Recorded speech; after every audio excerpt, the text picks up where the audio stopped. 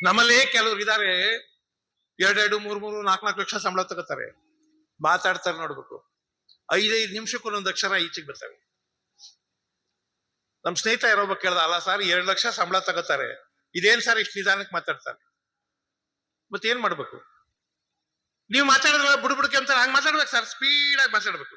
Speed ಆಗಿ ಅಂದ್ರೆ ನಲ್ಲಿ ತಿರ್ಸಿದ್ರೆ ನೀರು ಸುರಿತದಲ್ಲ, ಸುರ್ರ ಅಂತ ಬರ್ತದಲ್ಲ, ಹಂಗ್ ಸುರಿಬೇಕು ಮಾತು ಅಂದ್ರೆ.